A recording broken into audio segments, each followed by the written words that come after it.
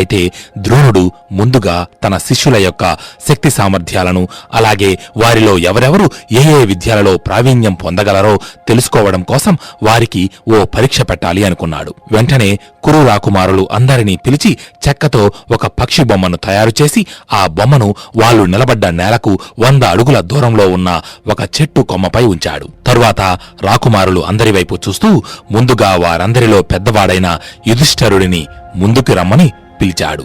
ముందుకు వచ్చి నిలబడ్డ యుధిష్ఠిరుడికి ధనస్సును అందించి ఆ చెట్టు కొమ్మపై కనబడుతున్న పక్షి కంటికి గురిపెట్టు అని అన్నాడు ద్రోణుడు. ద్రోణుడు చెప్పినట్టుగానే యుధిష్ఠిరుడు ధనస్సుని ఎక్కుపెట్టి పక్షి కంటికి బాణం గురిపెట్టి ఉంచాడు. అప్పుడు ద్రోణుడు బాణం వదలడానికి సిద్ధంగా ఉన్న యుధిష్ఠిరుడితో, నువ్వు బాణం గురిపెట్టి ఉంచిన పక్షి నీకు కనబడుతోందా అని అడిగాడు. దానికి యుధిష్ఠిరుడు, కనబడుతోంది గురుదేవా అని అన్నాడు. ఆ పక్షి నిలబడ్డ చెట్టు నీకు కనబడుతోందా అని అడిగాడు ద్రోణుడు. కనబడుతోంది గురుదేవా అని సమాధానమిచ్చాడు యుధిష్ఠిరుడు. చివరిగా, నీకు నేను నీ తమ్ముళ్ళు కనబడుతున్నామా అని అడిగాడు ద్రోణుడు. కనబడుతున్నారు గురుదేవా అని సమాధానమిచ్చాడు యుధిష్ఠిరుడు. యుధిష్ఠిరుడు చెప్పిన మాటలన్నీ విన్న ద్రోణుడు, నీ దృష్టి చెదిరింది, నీవు దీనిని కొట్టలేవు అని అన్నాడు. యుధిష్ఠిరుడు తన బాణాన్ని వదిలాడు. ద్రోణుడు చెప్పినట్టుగానే యుధిష్ఠిరుడు వేసిన ఆ బాణం చెట్టు కొమ్మపై ఉన్న పక్షికి పక్కనుంచి వెళ్లిపోయింది. తరువాత ద్రోణుడు మిగిలిన రాకుమారులు అందరినీ పిలిచి అలాగే ప్రశ్నించాడు. వారందరూ పక్షితో పాటు మిగిలినవన్నీ కనిపిస్తున్నాయని సమాధానమిచ్చాడు. ఇక అర్జునుడి వంతు వచ్చింది. ద్రోణుడు అందరినీ అడిగినట్టుగానే అర్జునుడిని కూడా, నీకు ఆ పక్షి కనబడుతోందా అర్జునా అని అడిగాడు. దానికి అర్జునుడు, లేదు గురుదేవా అని సమాధానమిచ్చాడు. మరి ఆ పక్షి నిలబడ్డ చెట్టు నీకు కనబడుతోందా అని అడిగాడు. అర్జునుడు, లేదు గురుదేవా. చివరిగా, నేను నీ సోదరులు కనబడుతున్నామా అని అడిగిన ద్రోణుడికి సమాధానంగా అర్జునుడు, నాకు పక్షి కన్ను తప్ప మరేమీ కనబడటం లేదు గురుదేవా అని అన్నాడు. వెంటనే ద్రోణుడు, అయితే ఛేదించు నీ లక్ష్యాన్ని అని అన్నాడు. అర్జునుడు తన బాణం వదిలాడు. అర్జునుడి ధనస్సు నుంచి వెలువడిన ఆ బాణం అత్యంత వేగంగా దూసుకువెళ్లి చెట్టు కొమ్మపై ఉన్న ఆ పక్షి కంటిని చీల్చుకుంటూ అవతలి వైపుకు వెళ్లిపోయింది. అది చూసిన ద్రోణుడు ఆనందంతో అర్జునుడి వైపు చూస్తూ, అమోఘం పుత్ర, ఎప్పుడైతే మనిషి యొక్క మనసు అతడి లక్ష్యం మీద కాకుండా ఇతర విషయాల మీదకు మరలుతుందో ఆ క్షణమే అతడి గురి చెదిరిపోతుంది అని చెప్పి అర్జునుడి ఏకాగ్రతకు, లక్ష్య ఛేదనకు ద్రోణుడు ఎంతో సంతోషించాడు. కురు రాకుమారులందరూ ద్రోణుడి వద్ద విద్యాభ్యాసం చేస్తున్నారు. కాని ద్రోణాచార్యుడి పుత్రుడైన అశ్వత్థామకు అర్జునుడు తనకంటే ధనుర్విద్యలో ప్రావీణ్యం సంపాదిస్తున్నాడని అసూయ. అందుకని చీకటిలో బాణాలు వేసే విద్యను అర్జునుడు నేర్చుకోకూడదనుకున్నాడు అశ్వత్థామ. అందుకోసం వంటవాడిని పిలిపించి అర్జునుడికి చీకటిలో ఎప్పుడూ భోజనం పెట్టకు అని ఆదేశించాడు. అయితే ఓసారి అర్జునుడు భోజనం చేస్తున్న సమయంలో బలంగా గాలి వీచడంతో అర్జునుడి ముందున్న దీపం ఆరిపోయింది.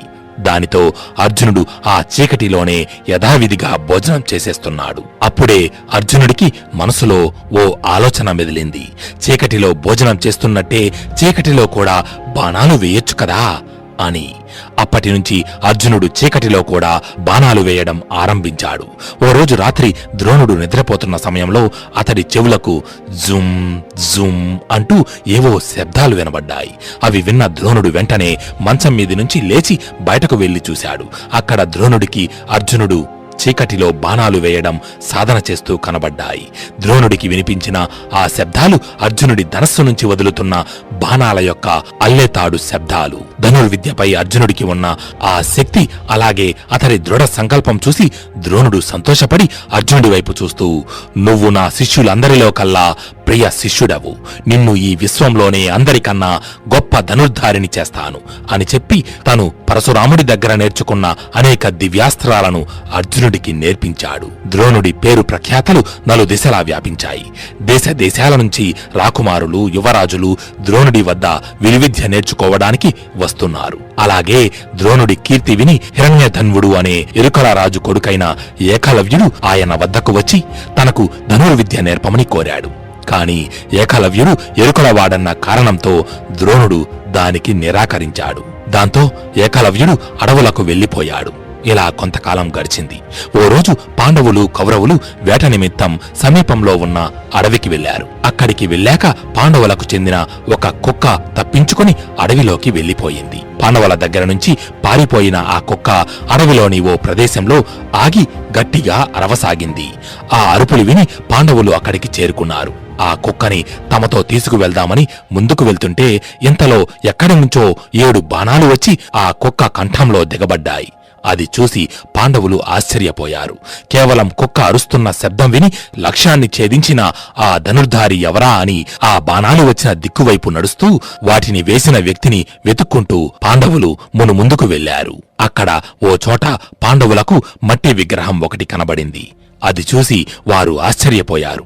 ఎందుకంటే ఆ విగ్రహం ఎవరిదో కాదు, స్వయాన వాళ్ల గురువైన ద్రోణాచార్యుడిది. ఇంతలో ఏవో అడుగుల చప్పుళ్లు వినబడి పక్కకు తిరిగి చూశారు.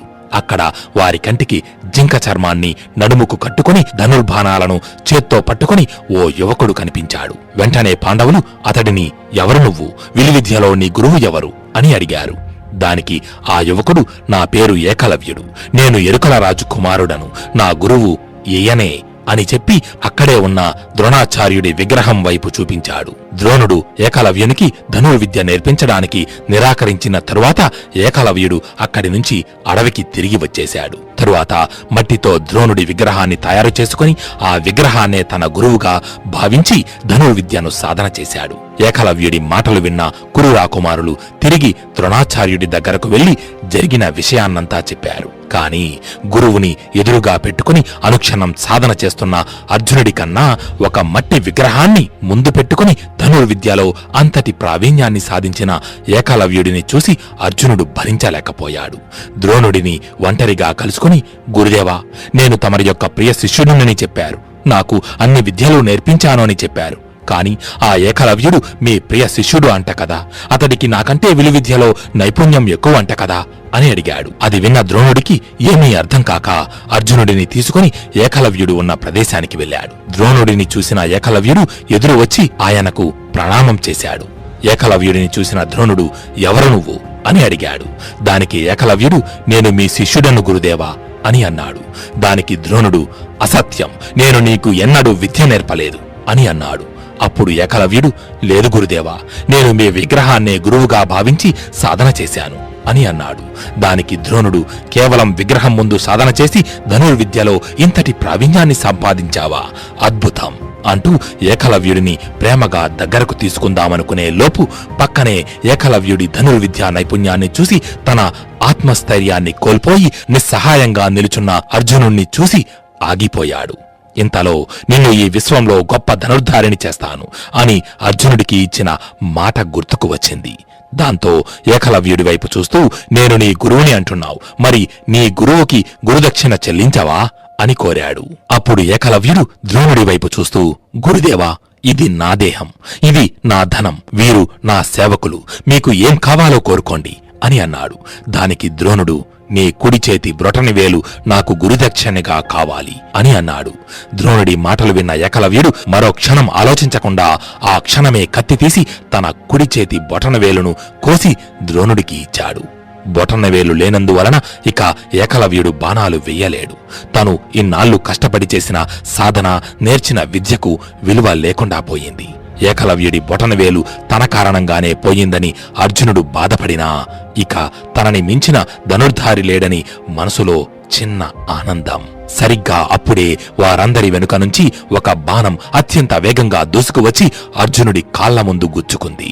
వెంటనే అర్జునుడితో సహా మిగిలిన వారందరూ ఆ బాణం వేసింది ఎవరా అని వెనక్కు తిరిగి చూశారు. అక్కడ సహజ కవచ కుండలాలను ధరించి సూర్య తేజస్సుతో ప్రకాశిస్తూ ధనస్సును చేత ధరించి కర్ణుడు నిలబడి ఉన్నాడు. మహాభారతం